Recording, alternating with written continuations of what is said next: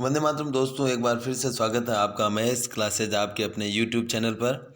आज हम कक्षा 10 पाठ 19 जैव विविधता एवं संरक्षण के बारे में अध्ययन करेंगे। दोस्तों, इस वीडियो को आप पूरा देखें। ये पाठ आपके कुछ ही मिनटों में पूरा कंप्लीट हो जाएगा और ये 3 नंबर का पाठ है। अब कोर्स कम हो चुका है तो इससे और ज़्यादा मार्क्स के क्वेश्चंस आएंगे। तो शुरू करते हैं दोस्तों इस पाठ को। सबसे पहले हम शुरू करते हैं जैव विविधता व इसका संरक्षण। ये 5 मार्क्स का है और अब इसका बढ़ जाएगा इसका अंक बार। शुरू करते हैं जैव विविधता। जैव प्लस विविधता, जीवों में जो विविधता पाई जाती है उसे जैव विविधता कहते हैं।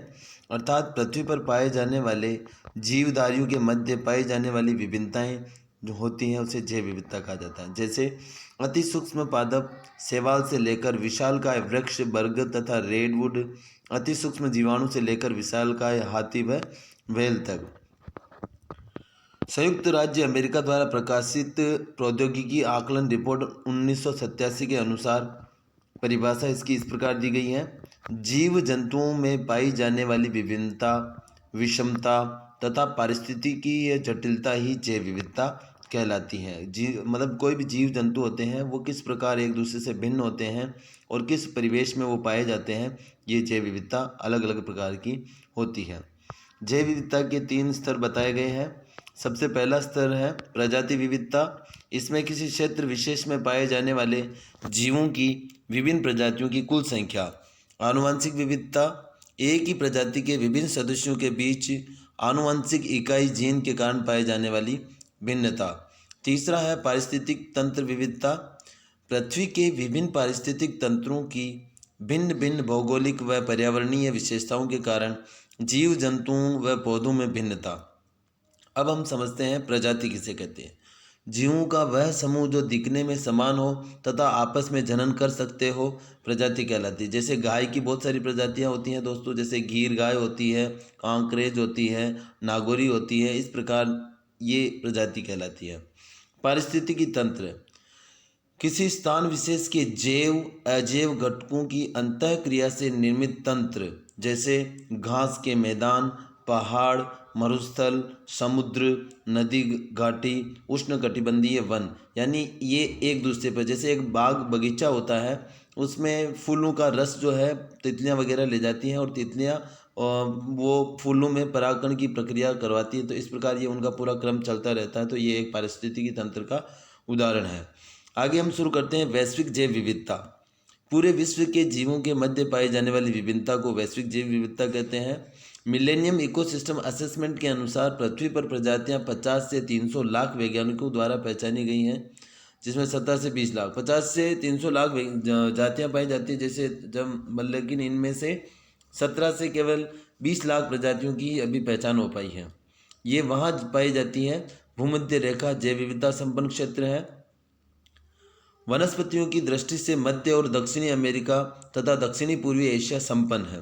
विश्व की लगभग 2/3 वनस्पति प्रजातियां, कशेरुकी प्राणियों की 30% तथा कीटों की 90% प्रजातियां उपरोक्त क्षेत्रों में मिलती हैं, जिसका क्षेत्रफल पृथ्वी के कुल क्षेत्रफल का मात्र 7% है। अब हम बात करते हैं भारत की जैव विविधता। भारत विशेष भौगोलिक स्थिति के कारण जैव विविधता समृद्ध देश है। भारत का क्षेत्रफल पूरे विश्व की तुलना में 2.4% है, किंतु पूरे विश्व की लगभग 7 से 8% जैव विविधता यहाँ पाई जाती है। भारत विश्व के 17 वृहद जैव विविधता वाले देशों में शामिल है। भारत में पाई जाने वाली 45,968 वनस्पति प्रजातियां तथा 91,364 जंतु प्रजातियों की पहचान हो चुकी है। जैव विविधता के तप्त स्थल, इनको बायोडाइवर्सिटी हॉटस्पॉट कहते हैं दोस्तों। वे क्षेत्र जहां बहुत अधिक जैव विविधता होती है जैव विविधता तप्त स्थल कहलाते हैं। इसकी अवधारणा 1988 में नॉर्मन मेयर्स ने दी थी। जैव विविधता तप्त स्थलों की संख्या 1999 तक 25, वर्तमान में 34, पृथ्वी के कुल क्षेत्रफल का 2.3% है। विश्व के प्रमुख जैव विविधता तप्त स्थल अटलांटिक वन, अटल वन भी कहा जाता है, पूर्व मलेशियाई द्वीप समूह, दक्षिण पश्चिमी चीन के पर्वत मेडागास्कर द्वीप समूह, मध्य अमेरिका, कोलंबिया, चोको और मध्य चिली, ये आदि पाए जाते हैं। इसके अलावा अब हम आगे बढ़ते हैं दोस्तों। भारत के जैव विविधता तप्त स्थल। भारत के जैव विविधता तप्त स्थल की अगर अपन बात करें तो इसमें आता है पहला पूर्वी हिमालय जैव विविधता तप्त स्थल, पश्चिमी घाट जैव विविधता तप्त स्थल और तीसरा है इंडो बर्मा जैव विविधता तप्त स्थल। इनका जो पूर्वी हिमालय जैव विविधता तप्त स्थल है ये असम, अरुणाचल प्रदेश, सिक्किम, पश्चिम बंगाल में पाया जाता है। इसका अपन ट्रिक है अस अरु सिप। पश्चिमी घाट जो है जैव विविधता तप्त स्थल वो केरल में पाया जाता है। इंडो बर्मा जैव विविधता तप्त स्थल जो मलेशिया, म्यांमार, भारत, चीन, कंबोडिया, वियतनाम, थाईलैंड आदि देशों में मिलकर पाया जाता है। तो इसको इस ट्रिक से आप याद कर सकते हैं मम्या भाची कविता। मम्या यानी मलेशिया, म्यांमार, भारत, चीन, कंबोडिया, वियतनाम, कविता, मम्या भाची कविता। इस ट्रिक से आप इसको याद रख पाएंगे। पश्चिम घाट की विशेष बात है जैव विविधता तप्त स्थल की, यहाँ पर एशियाई हाथी पाया जाता है, मेकाक बंदर पाया जाता है और नीलगिरी तहर पाए जाते हैं।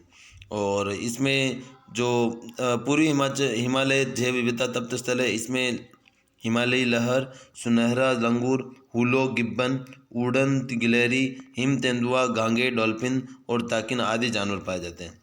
अब हम बात करते हैं दोस्तों स्थानबद्ध प्रजातियाँ। ऐसी प्रजातियाँ जो एक क्षेत्र विशेष में पाई जाती हैं अन्यथा और कहीं नहीं पाई जाती हैं उन्हें स्थानबद्ध प्रजातियाँ कहते हैं। उदाहरण है लेमूर मेडागास्कर द्वीप में। आप इसको लेमेडा ले यानी लेमूर, मेडा यानी मेडागास्कर में। मेटासिकोया पादप चीन की घाटी में, ट्रिक है मेटाचिगा। नीलगिरी थार व मेका का बंदर भारत की पश्चिम घाट में, ट्रिक है नील में गा। नीलगिरी में मतलब जैसे ये थार नीलगिरी में मक्का का बंदर पाया जाता है और भारत के पश्चिमी घाट में है। नीलगिरी में या नीलगिरी थार व मेकाक बंदर जो होता है वो पश्चिमी घाट में पाया जाता है। इस प्रकार आप इस ट्रिक को लर्न कर सकते हैं। भारत से राष्ट्रीय जलीय जीव गांगेय डॉल्फिन 2009 में घोषित की गई। जैव विविधता का महत्व, आर्थिक महत्व। जैव विविधता हमें भोजन, ईंधन, चारा, इमारती लकड़ी, औद्योगिक कच्चा माल उपलब्ध कराती है। जैव विविधता का उपयोग कृषि पैदावार बढ़ाने के साथ साथ रोगरोधी तथा कीटरोधी फसलों की किस्मों के विकास में किया जा रहा है।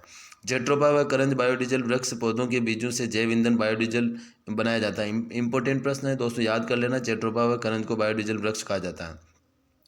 औषधीय महत्व, कई असाध्य बीमारियों की जड़ी बूटियां जैव विविधता से प्राप्त की गई, जैसे मलेरिया सिंकोना पादप की छाल से, कैंसर टेक्सस बकाटा वृक्ष की छाल से, रक्त कैंसर विन क्रिस्टिन तथा विन ब्लास्टिन पादप से, उच्च रक्तचाप सर्पगंधा से ठीक हो सकता है। इसके अलावा तुलसी, ब्राह्मी, अश्वगंधा, शतावरी, गिलोय में एड्स रोधी गुण पाए जाते हैं। पर्यावरणीय महत्व, पहला है खाद्य श्रृंखला का संरक्षण। जैव विविधता समृद्ध होने पर खाद्य श्रृंखलाएं संरक्षित रहती हैं। पोषक चक्र नियंत्रण, जैव विविधता पोषक चक्र गतिमान रखने में सहायक होती है। पर्यावरण प्रदूषण का निस्तारण, जैव विविधता पर्यावरण प्रदूषण के निस्तारण में महत्वपूर्ण भूमिका निभाती है। अब हम बात करते हैं जीव पर्यावरण प्रदूषण में निस्तारण में भूमिका। सदाबहार जो पौधा होता है वो ट्राइनाइट्रोटोलुइन विस्फोटक का विघटन करता है। स्यूडोमोनास प्यूरिडा, आर्थ्रोबैक्टर, साइट्रोबैक्टर और सूक्ष्म जीव औद्योगिक अपशिष्ट से भारी धातु को हटाते हैं। राइजोपस ओराइजिस कवक यूरेनियम व थोरियम को हटाने की क्षमता रखते हैं। पेनिसिलियम क्राइसोजिनम ये जो है रेडियम को हटाने की क्षमता अपने में रखता है। आगे बढ़ते हैं दोस्तों, पौधों का सामाजिक महत्व। कुछ आदिवासी समाज आज भी पूर्ण रूप से प्रकृति पर निर्भर है। सांस्कृतिक व आध्यात्मिक महत्व, पीपल, बरगद, आम, तुलसी, आंवला, केला तथा गाय, मोर, हंस, चूहा आदि की पूजा की जाती है जिससे इनका संरक्षण होता है। अंतर्राष्ट्रीय जैव विविधता वर्ष, संयुक्त राष्ट्र संघ द्वारा वर्ष 2010 को मनाया गया।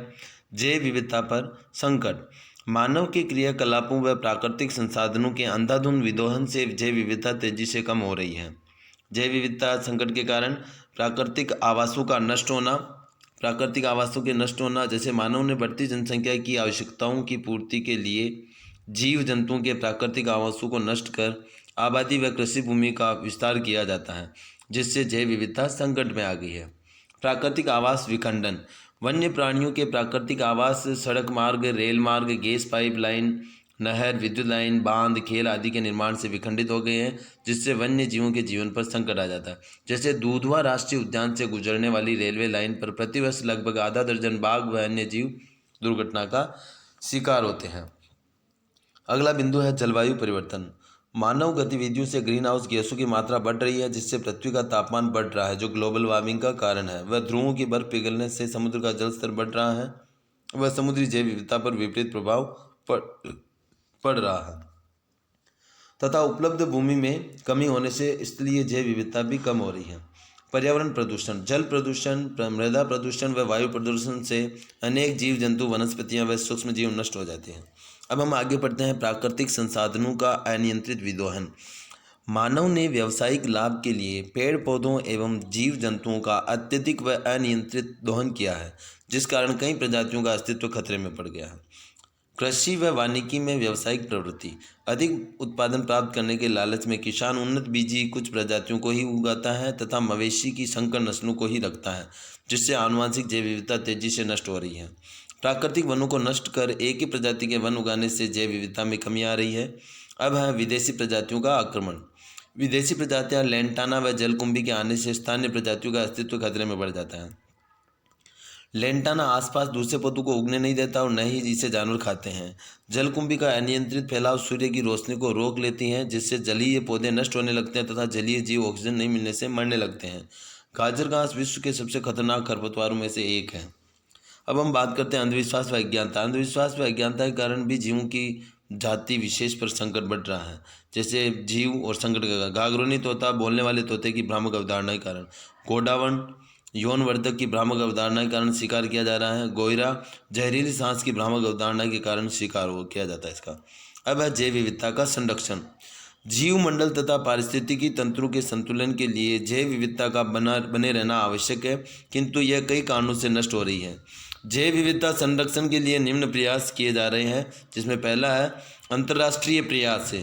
संयुक्त राष्ट्र संघ द्वारा 1968 में विश्व प्राकृतिक संरक्षण संघ IUCN का पूरा नाम आप याद कर लेना दोस्तों। IUCN संगठन का गठन किया गया।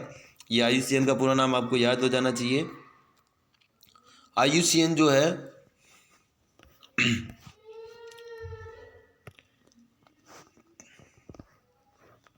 IUCN द्वारा 1972 में रेड डाटा बुक का प्रकाशन किया गया। रेड डाटा बुक में सभी संकटापन्न जातियों का रिकॉर्ड रखा जाता है। IUCN ने जीव प्रजातियों को संरक्षण की दृष्टि से 5 भागों में बांटा। पहला है विलुप्त प्रजातियां। वे जातियां जो अब विश्व में कहीं भी नहीं पाई जाती, जीवित अवस्था में नहीं मिलती हैं, जैसे डोडो पक्षी, डायनासोर और रायनिया। डोडो ने डायन से राय ली, ये ट्रिक से आप याद रख पाओगे इसको। संकटग्रस्त प्रजातियां जो विलुप्त होने के कगार पर है तथा संरक्षण नहीं किया गया तो शीघ्र विलुप्त हो जाएगी, जैसे चीता, बाघ, बगेरा, सर्प, गंदा, गेंडा। अति संवेदनशील प्रजातियां जिनकी संख्या तेजी से कम हो रही है तथा संकटग्रस्त श्रेणी में आने की आशंका है, जैसे याक, नीलगिरी, लंगूर, लाल पांडा, कोबरा, ब्लैक बग। दुर्लभ प्रजातियां जो सीमित भौगोलिक क्षेत्र में रह गई है, जैसे लाल भेड़िया, हेन्नान, गिब्बन और ग्यावान गेंडा। अपर्याप्त रूप से ज्ञात प्रजातियां जिनके बारे में पर्याप्त जानकारी नहीं होने से उन्हें उक्त किसी भी वर्ग में नहीं रखा जा सकता है। IUCN ने 1973 में एक convention, CITES convention on international trade in endangered species आयोजित की, जिसमें विभिन्न देशों ने संकटग्रस्त प्रजातियों के अंतर्राष्ट्रीय व्यापार पर नियंत्रण लगाने पर सहमति जताई। जैव विविधता संधि, इसे CBD का पूरा नाम याद कर लेना दोस्तों, कन्वेंशन ऑन बायोडाइवर्सिटी। वर्ष 1992 में ब्राजील के रियो डी जेनेरियो में पृथ्वी सम्मेलन में अस्तित्व में आई थी। 193 देशों ने स्वीकारा तथा जैव विविधता संरक्षण हेतु प्रतिबद्धता व्यक्त की। राष्ट्रीय प्रयास, भारत केंद्र सरकार द्वारा जैव विविधता एक्ट 2002 बनाया गया। इस एक्ट में त्रिस्तरीय संगठन है। राष्ट्रीय स्तर पर राष्ट्रीय जैव विविधता प्राधिकरण NBA और राज्य स्तर पर राज्य जैव विविधता बोर्ड, स्थानीय स्तर पर जैव विविधता प्रबंध समितियां। राष्ट्रीय हरित अधिकरण NGT का पूरा नाम है। गठन इसका 2 जून 2010। इसका मुख्यालय भोपाल में स्थित है। जैव विविधता संरक्षण 2 प्रकार का है। स्वस्थानीय संरक्षण, इसके तहत ऐसा संरक्षण जो प्राकृतिक आवास में ही मानव द्वारा प्रदत्त अनुरक्षण से किया जाता है, और बहुस्थानीय संरक्षण में वह संरक्षण जिसमें संकटग्रस्त पादप व जंतु प्रजातियों को कृत्रिम आवास में संरक्षण प्रदान किया जाता है। ये दोनों इंपॉर्टेंट है दोस्तों, याद कर लेना। स्वस्थानीय संरक्षण में जीवमंडल रिजर्व, राष्ट्रीय उद्यान, अभ्यारण्य संरक्षण रिजर्व में, और दूसरा ये बहुस्थानीय संरक्षण में, जैसे पादपों हेतु वानस्पतिक उद्यान, बीज बैंक, उत्तक संवर्धन प्रयोगशाला, जंतुओं हेतु चिड़ियाघर, एक्वेरियम आदि। ग्रीन हाउस गैसों की जो ट्रिक है, ओ मीना कल काजल लगाएगी।